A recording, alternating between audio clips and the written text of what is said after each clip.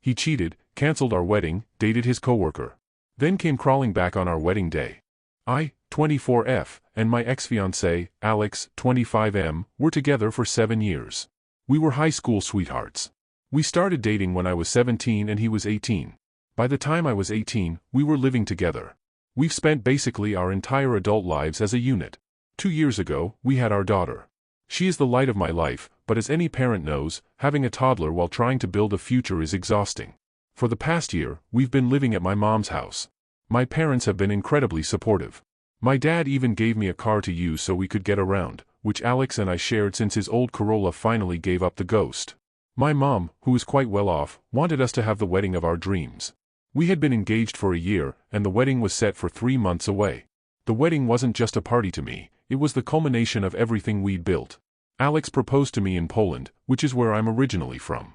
That country is so near and dear to my heart, and having him ask me to marry him there felt like the ultimate sign that our lives were perfectly woven together. My mom was paying for the majority of it. We found this breathtaking, rustic venue nestled among the California redwoods. I'd spent months coordinating with vendors, picking out flowers, and helping my family from Poland book their flights and Airbnbs. It was going to be a massive reunion. I was on cloud 9. I truly believed I was 3 months away from the happily ever after part of my life. About 3 months before the wedding date, the atmosphere in the house shifted. Alex works at a local hotel, usually mid-shifts or lates. I stayed home with our daughter, but to help save for our future, I started nannying other babies in the house. It was a lot, managing a toddler plus 2 infants most days, but I did it because I thought we were a team. Alex started staying out late.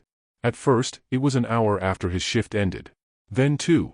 Then he wouldn't get home until 2 o'clock or 3 a.m. When he was home, he was a ghost. He was irritable, snappy, and spent every second glued to his phone. If I asked him where he'd been or if he could come home earlier to help with dinner, he'd blow up. I work all day, I deserve time to myself, he'd snap. Or the classic, I'm just with the boys, stop suffocating me. I felt like I was walking on eggshells in my own mother's house. I tried to be the cool fiancé. I told myself he was just stressed about the wedding or the pressure of being a provider. I chose to trust him because the alternative was too scary to contemplate. The breaking point came on a Tuesday. Alex hadn't come home at all the night before. He sent a text at 4 a.m. saying he'd had too much to drink at his cousin's and was crashing on the couch. That morning, I had to take our daughter to the grocery store. I strapped her into her car seat, hopped into the driver's seat of my car, and drove off. When I got to the store, I reached into the back to grab the diaper bag, and that's when I saw it. Tucked into the crevice of the back seat was a pair of women's lace underwear. They weren't mine. I don't even own that style. To make matters weirder, the plastic paneling on the interior side of the car, the part that covers the seatbelt mechanism, had been partially ripped off. It looked like someone had been active in the back seat and kicked it loose.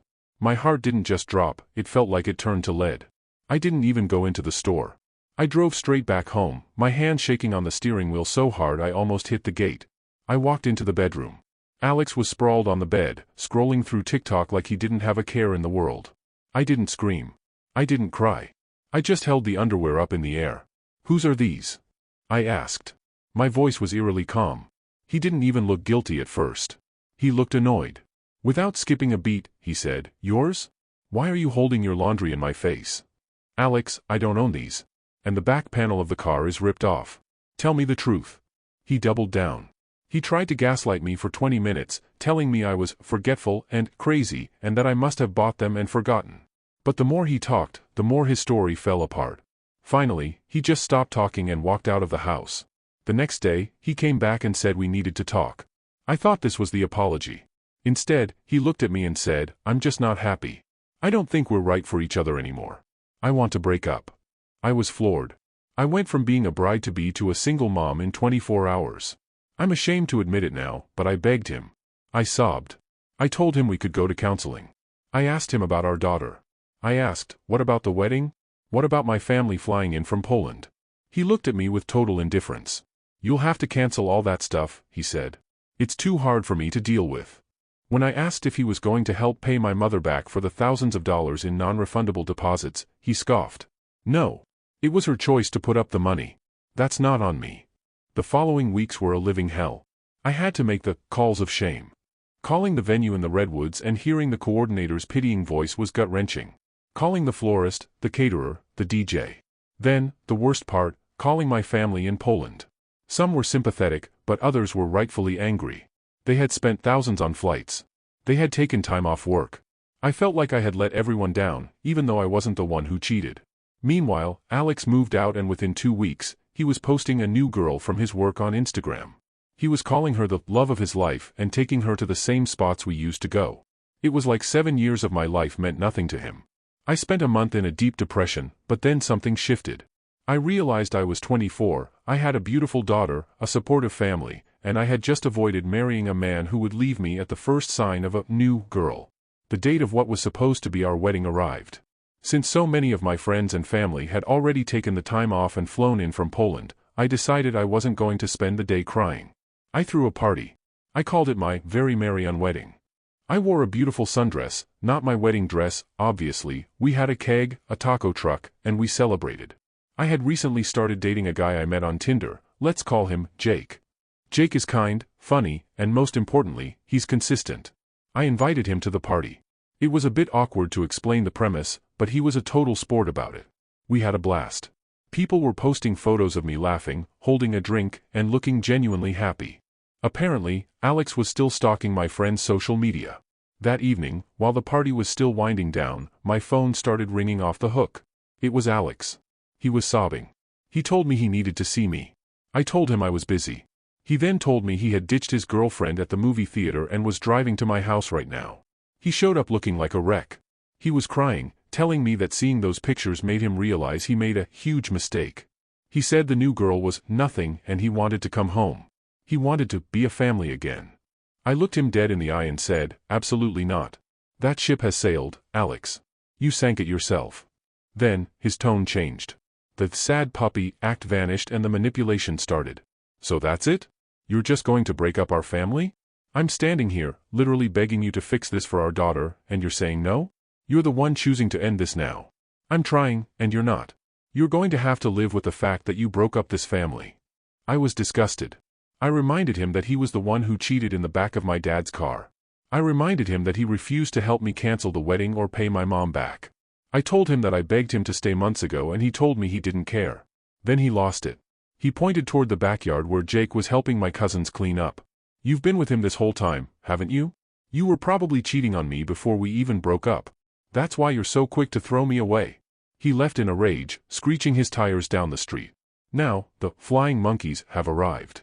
Alex's parents called me, saying I'm being stubborn and that, for the sake of the baby, I should forgive him because every man makes mistakes. Some of our mutual friends are saying he's clearly having a mental breakdown or cold feet and that he really loves me. They say that by refusing to even talk about a reconciliation, I'm being the aggressor and hurting our daughter by keeping her from a two-parent household. I feel like I'm being gaslit by an entire community. I thought I was doing the right thing by moving on and finding my own happiness. But now I'm being told that I'm the one breaking the family because I won't accept his apology. So, am I the a-hole for refusing to take him back? Update. A few weeks passed after the night Alex showed up crying outside my house and tried to guilt me into taking him back. For a little while things were quiet. I focused on work, on my daughter, and on trying to rebuild a routine that didn't revolve around someone constantly disappointing me. The party was over, the relatives from Poland had gone home, and life started settling into something that resembled normal again. Jake and I kept seeing each other casually. Nothing serious at first. He was easy to be around and never pushed for anything. He knew the situation I had just come out of and respected that my life was complicated. I also started a new job. Most days I was working, watching my daughter. It was busy enough that I didn't have much energy to dwell on the mess Alex had created. That quiet didn't last long. One afternoon I was at work when someone at the front desk told me there was a man asking for me outside. I stepped out expecting maybe a delivery or someone with a question. Instead, Alex was standing there in the parking lot holding a bouquet of red roses and a big box of chocolates like he was in the middle of a bad romantic movie. He smiled when he saw me, like nothing strange was happening. People were walking in and out of the building, glancing over at us.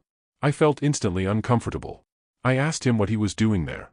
He said he just wanted to talk and thought bringing something nice would help smooth things over.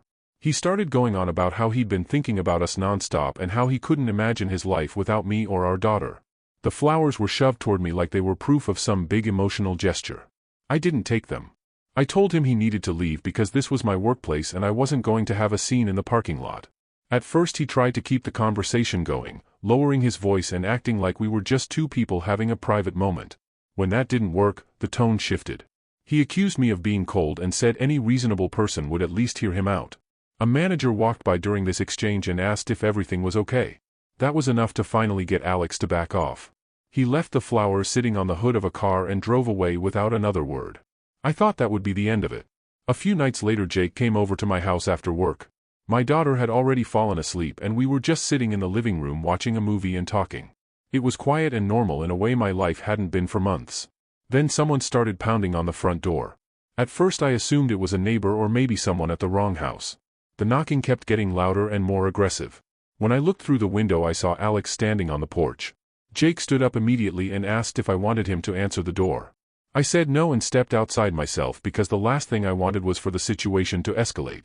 The moment Alex saw Jake behind me through the doorway his entire expression changed. The calm mask he had been wearing disappeared instantly. He started yelling before I even had the chance to speak. He demanded to know who the guy in my house was and why he was there. The questions were loud enough that neighbors started turning their porch lights on. I told Alex he needed to leave and that my personal life was no longer his concern. That only made him angrier. He started pacing across the yard, waving his arms and shouting about how disrespectful it was for me to bring another man around our daughter.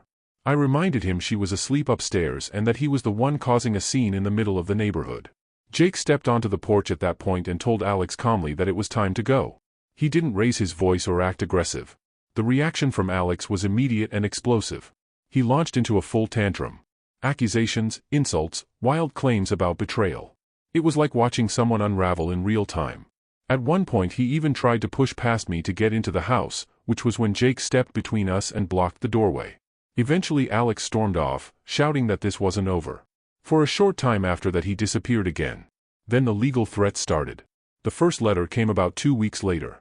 Alex had apparently hired a lawyer and was filing for custody of our daughter. The same man who barely bothered to see her after leaving suddenly claimed she was the most important thing in his life. The paperwork painted a very different story than reality. According to him, he had always been a dedicated father who wanted stability for his child. He argued that I was reckless, unstable, and surrounding our daughter with strangers. Reading through it felt surreal because it was describing a version of our lives that simply never existed. Not long after the filing, he started sending messages demanding that we get back together if I wanted to avoid a long court battle. One message spelled it out clearly enough that I saved it immediately. If I didn't agree to reconcile, he would make sure I lost custody and would never see my daughter again. His parents backed him up completely. They called me several times insisting that getting back together would solve everything. They framed the entire situation like a simple misunderstanding that had gotten out of hand. The implication was obvious. If I refused to fix it, whatever happened next would be my fault. Around the same time something unexpected happened. I received a message from the woman Alex had been dating from work. The same woman he had been posting all over social media during the weeks after our breakup. At first I assumed she was reaching out to insult me or defend him.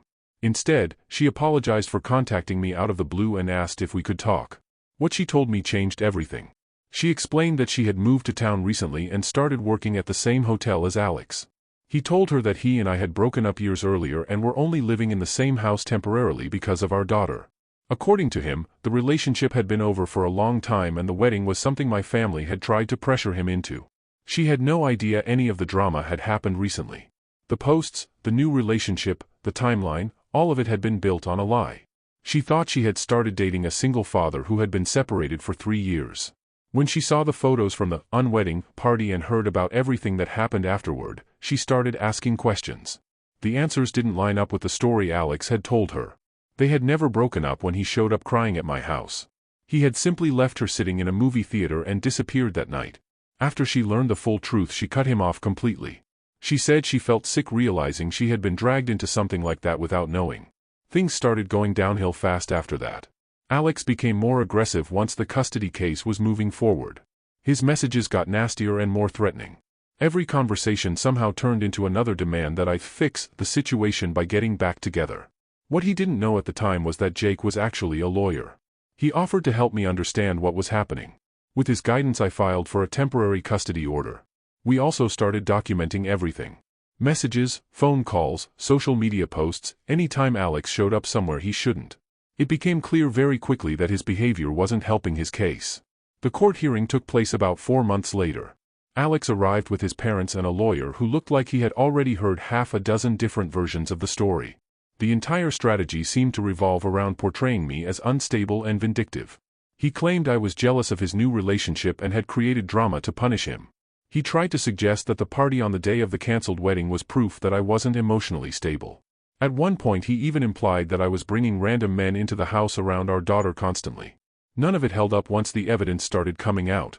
The timeline of his cheating, the messages threatening to take my daughter if I didn't get back together with him, the statements from the woman he had been dating, and the fact that he had barely visited his child for months after leaving. By the end of the hearing the judge looked more tired than impressed. The final decision granted me full custody with limited visitation for Alex. The court stated that maintaining some relationship with her father could still be beneficial as long as it happened under specific conditions. It wasn't the complete shutdown he wanted. He didn't get the control he thought he could force through the legal system. After that, things got ugly. Alex started telling anyone who would listen that I was a cheater who had destroyed our relationship for another man. The story shifted constantly depending on who he was talking to. Sometimes I had been secretly seeing Jake for months. Other times I had manipulated the courts using lies and fake evidence. The harassment didn't stay online. He started showing up in places where I happened to be. Grocery stores, the park, even outside my workplace again. Most of the time he would shout insults from a distance. Occasionally he tried to corner me into another argument about how I had ruined everything. One evening things escalated further. I was walking to my car after work when he approached me in the parking lot and started shouting. When I refused to engage he grabbed my arm hard enough to leave a bruise. That was the moment I stopped hoping the situation would calm down on its own. I called the police that night and filed a report. Not long after that I also applied for a restraining order. The response from Alex was exactly what you'd expect. He took it as another personal attack and doubled down on the harassment. More messages, more attempts to show up where he wasn't supposed to be. Eventually he crossed one line too many. He violated multiple conditions connected to the court orders and was arrested. The charges weren't massive on their own, but the pattern of behavior stacked up quickly. By that point almost a full year had passed since the original breakup. A year of court hearings, arguments, and constant drama that never needed to happen in the first place. Alex ended up in jail after ignoring several warnings and continuing to break the rules. His parents still insist that I pushed him into it somehow. According to them, everything would have been fine if I had simply forgiven him in the beginning. Life has finally started settling down again. Jake and I are still together, and over the past few months our relationship has become serious. He's been steady through all of this without trying to take over or control the situation. My daughter adores him, and for the first time in a long while things feel calm. Alex is still dealing with the consequences of his choices.